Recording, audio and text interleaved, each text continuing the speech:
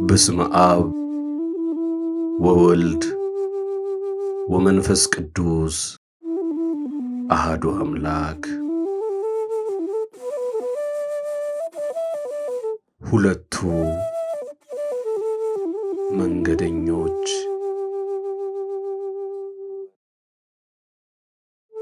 በሐዋርያት ሥራ ምዕራፍ 8 እና 9 ላይ የምናገኛቸው ሁለት መንገደኞች አሉ። ሁለቱም የወጡት ከኢየሩሳሌም ቢሆንም አወጣጣቸው ግን ይለያያል። የምዕራፍ 8ቱ መንገደኛ ባኮስ ኢትዮጵያዊው ጃንደረባ ከኢየሩሳሌም የወጣው ሰግዶ ሲሆን፣ የምዕራፍ 9ኙ መንገደኛ ሳውል ግን ቤተ ክርስቲያንን አፍርሶና ክርስቲያኖችን አሳስሮ ነበር። ባኮስ የነቢያትን መጻሕፍት በእጁ ይዟል። ሳውል ከሊቀ ካህናቱ የተቀበለውን የሞት ደብዳቤ በመዳፉ ጨብጧል። ባኮስ በመንገድ ላይ ሲሄድ የልዑለ ቃል ኢሳይያስን ትንቢት በተመስጦ ያነባል። ሳውል ደግሞ በየመንገዱ እየዛተና እየተቆጣ በፈረስ ኮቴ ይፈጥናል።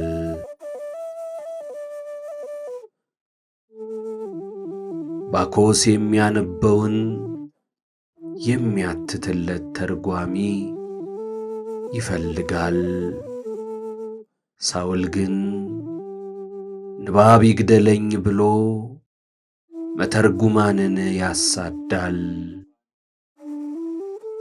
በዘረዘርናቸው ልዩነቶች መካከል ግን ሁለቱን መንገደኞች አንድ የሚያደርጋቸው ነገርም አለ። ምን ይሆን ካልከኝ፣ ባኮስም ሳውልም እግዚአብሔርን የሚፈልግ ልብ ነበራቸው። ይሁን እንጂ ይህንን ፍለጋ አንዱ የመጻሕፍትን ምስጢር በመመርመርና በትዕግሥት ሲያደርገው፣ ሌላኛው ደግሞ በቁጣና ልክ በሌለው ቅናት አደረገው።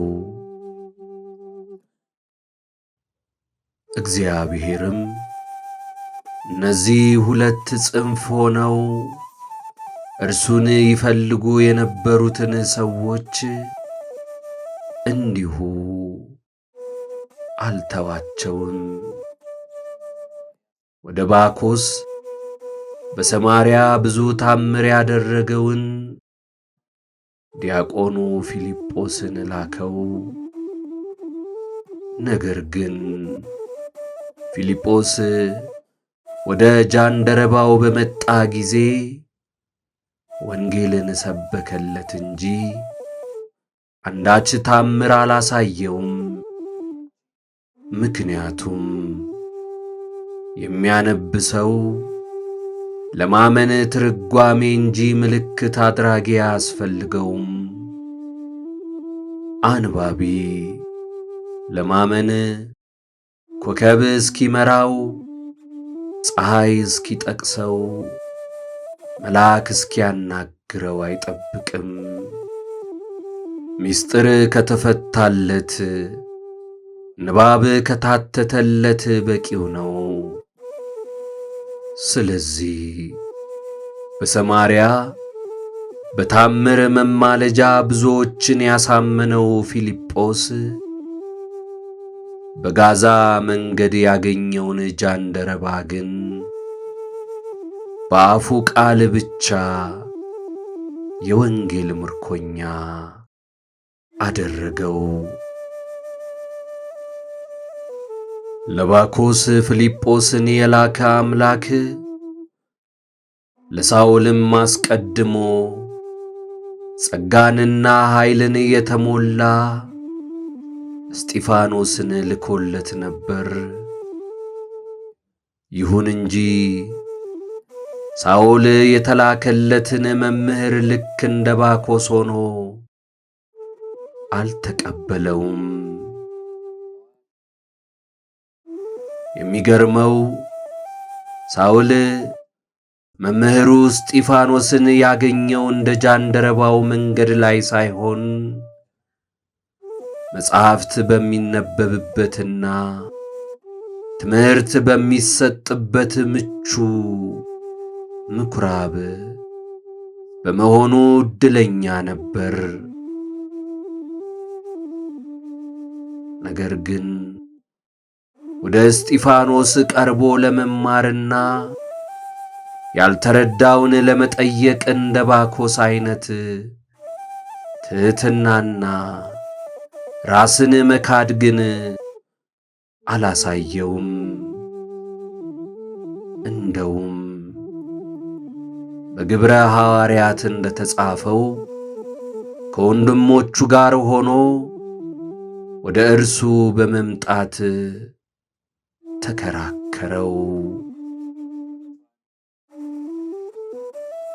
ሳውል በእስጢፋኖስ ስብከት ያላመነው ከሰባኪው ጋር በነበረው የእውቀት ልዩነት አይደለም። እንዲህ እንዳንል በክርክሩ ጊዜ በቃልም በመጽሐፍም ሊቃወመው እንዳልቻለ በግልጽ ተቀምጧል።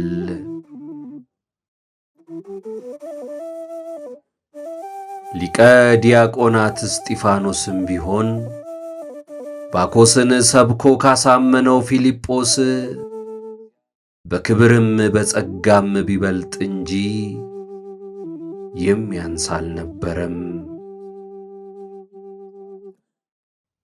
ነገር ግን እንደ ፊልጶስ በቃሉ ትምህርት ብቻ ሳውልን ሊመልሰው አልቻለም።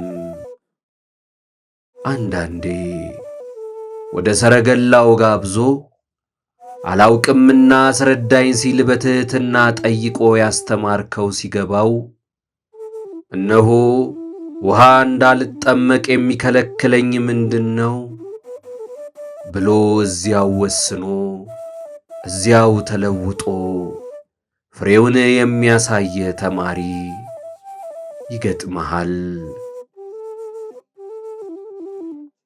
አንዳንዴ ደግሞ ብዙ ሰብከህና ታምር እንኳን አድርገህ ምን ታውቃለህ ብሎ በትዕቢት የሚከራከር የተናገርከውን እስክትጨርስ የማይታገስ ያላልከውን አልክ ብሎ በሐሰት የሚከስ በስተመጨረሻም በስድብ ድንጋይ የሚወግር ተማሪ ሊደርስህ ይችላል።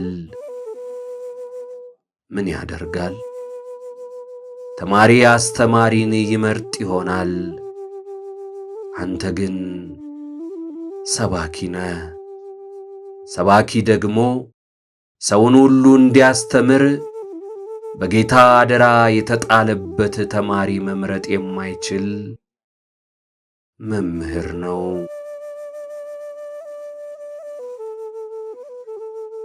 ቅዱስ እስጢፋኖስ የእጁን ታምር አይተው የቃሉን ትምህርት ሰምተው የሚቃወሙ አይነት ደረቆች ላይ ቀን ቢጥለውም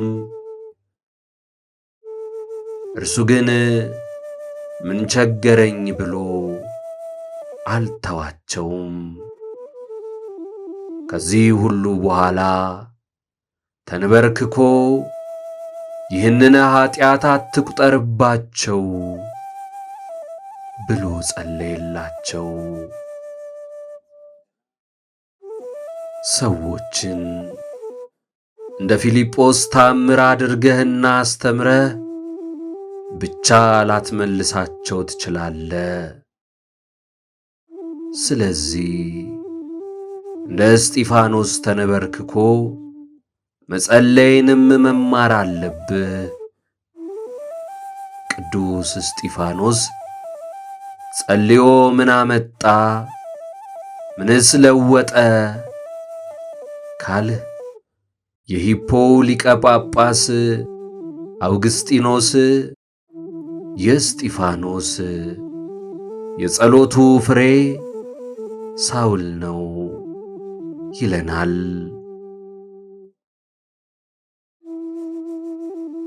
ቅዱሱ በዚህ ልመናው የአምላክ የይቅርታ ዓይኖች ሳያውቅ በሚያጠፋው ሳውል ላይ እንዲያርፍ አደረጋቸው። ቅዱስ ጳውሎስ የእግዚአብሔር ምሕረትና የወዳጁ የእስጢፋኖስ ምልጃ ውጤት ነው። ወስብሐት ለእግዚአብሔር። ይቆየን።